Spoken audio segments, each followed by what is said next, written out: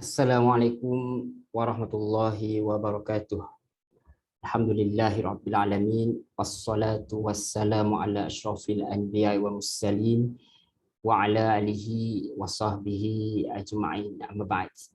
Alhamdulillah summa alhamdulillah biiznillah, dengan izin Allah Subhanahu wa taala kita telah masuk hari yang ke-6 dalam bulan Ramadan. InsyaAllah kita sambung perkongsian ringkas kita dengan satu lagi ayat pilihan. Mudah-mudahan Allah Subhanahu wa taala memberi rahmat dan barakahnya kepada kita, insya-Allah. Amin ya rabbal alamin. Allah Subhanahu wa taala berfirman dalam surah An-Nisa, yakni surah yang keempat dalam Al-Quran, iaitu ayat 145 dan sehingga 147 sebenarnya.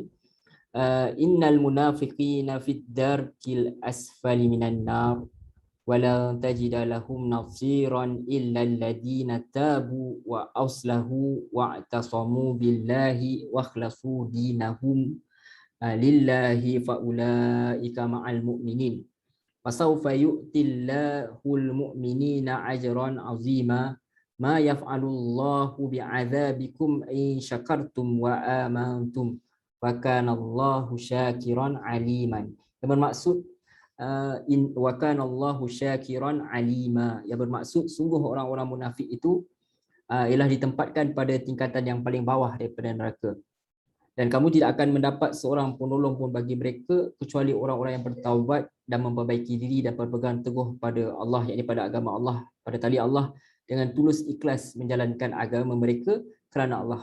Maka mereka itu bersama-sama orang yang beriman, dan kelak Allah akan memberikan pahala yang besar kepada orang-orang yang beriman. Allah tidak akan menyeksamu jika kamu bersyukur dan beriman, dan Allah Maha mensyukuri, Maha mengetahui. InsyaAllah hari ini kita nak berkongsi sedikit ayat yang daripada 145 hingga 147 dari juzuk 6. Tapi fokus utama kita ialah ayat yang ke-147. Dan kita masih lagi dari dalam surah An-Nisa. Tapi terlebih dahulu saya baca dua ayat sebelumnya, di mana Allah Subhanahu wa taala mengatakan bahawa orang-orang munafik itu berada pada tingkatan neraka yang terbawah, yang paling bawah. Jadi bermaksud orang-orang munafik yang berada di neraka adalah mereka yang tidak mahu bertaubat. Bermaksud ada sebenarnya di antara orang munafik ini di dunia akhirnya mereka bertaubat kepada Allah SWT. Jadi bermaksud kita dapat faham di sini bahawa bermaksud sifat munafik ini bukanlah sifat yang kekal. Yakni orang munafik ini masih boleh kembali. Seseorang itu boleh ditimpa penyakit munafik ini, siapa saja boleh terkena dengan penyakit ini, tetapi dia juga boleh sembuh daripada penyakit kemunafikan ini. Sebab kerana menariknya tuan-tuan, puan-puan, muslimin, muslimat yang dirahmati Allah, Allah SWT sendiri menjelaskan bahawa banyak ayat yang menjelaskan bahawa pintu taubat itu sentiasa terbuka luas. Sebab tu Allah SWT beritahu wa auslahu wa atasamu billah, dengan syarat dia itu dan memperbaiki diri dan berpegang teguh pada agama Allah. Dia ada buat silap tapi dia memperbaiki diri dan dia berpegang teguh pada agama Allah. Wa akhlasu dinahum lillah, dan dengan tulus ikhlas menjalankan agama mereka kerana Allah. Ini adalah kerana masalah utama yang ada dalam orang yang munafik ini ialah ketidaksungguhan mereka. Mereka buat suatu benda dengan sambil lewa. Makanya mereka ini asalnya munafik. Akhirnya dengan izin Allah mereka bertaubat dan kembali dengan tulus ikhlas menjalankan agama mereka kerana Allah. Sebab tu Allah jelaskan faulaika ma'al mu'minin, maka mereka itu bersama-sama dengan orang yang beriman. Sekarang ni mereka bukan lagi munafik, tetapi mereka termasuk dalam golongan orang yang beriman. Mereka tidak lagi dianggap sebagai golongan munafik. Jadi setelah mereka kembali, segala label-label tentang mereka telah pun dipadam. Fasawfa yu'tillahul mu'minina ajran azima.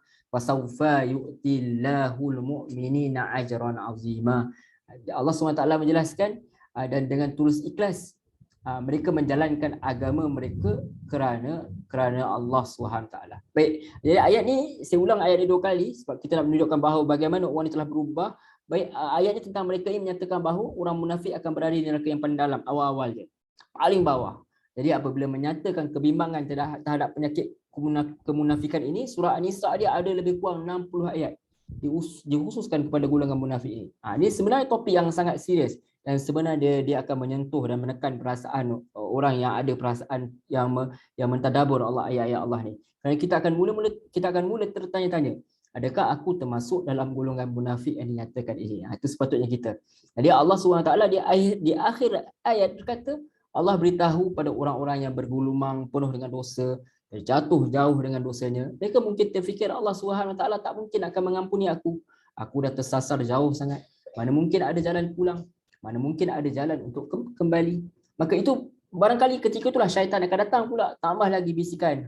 Punyalah banyak dosa. Malu dekat Allah. Allah akan hukum kau. Kamu akan masuk ke dalam neraka. Kau akan masuk dalam neraka. Kemudian kita dengar pula khutbah di mana ada kata orang seperti orang munafik ini, orang seperti ini yang ada sifat-sifat munafik ini akan dihumban ke dalam neraka. Maka akhirnya kita mungkin terfikir, siapa yang ada perasaan munafik ini pernah buat perkara ini, dia terfikir mengapa Allah SWT jadikan neraka? Mengapa Allah nak hukum aku? Mengapa Allah akan lemparkan aku ke dalam neraka? Mengapa ada hukuman yang seberat dan sekejam ini? Kemudian Allah SWT menenangkan kita dengan berkata, ma yaf'alullahu bi'adzabikum. Dia buka pintu hati kita, dia buka minda kita. Apa yang Allah nak lakukan dengan mengazab kalian? Bermaksud Allah tidak akan mengazab kalian. Apa yang buat kamu rasa Allah memang sengaja suka nak azab kalian? Apa yang Allah nak lakukan dengan menghukum kamu? Kalian rasa itu yang dia mahu?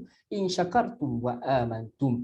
Jika kamu bersyukur dan beriman. Maksudnya tak boleh ke kalau kamu bersyukur je. Tak boleh ke kalau kamu cuba untuk percaya. Yakin dengan apa yang aku sampaikan kepada kalian. Wa kana Allahu syakiran alima. Dan Allah tu maha mensyukuri, maha mengetahui. Bermaksud Allah itu sendiri sangat menghargai. Bersyukur di sini bermaksud berterima kasih. Perkataan syakir ini selalunya digunakan untuk hamba, iaitu untuk kita. Tetapi kali ini Allah guna untuk zatnya, dengan lembut dia pujuk hamba-hambanya. Dia kata Allah menghargai setiap keimanan hamba-hamba dia. Dia akan menghargai kalau dengan syarat kita sudi untuk memikirkan, mengenang segala kebaikan yang Allah telah lakukan dan sentiasa lakukan kepada kamu.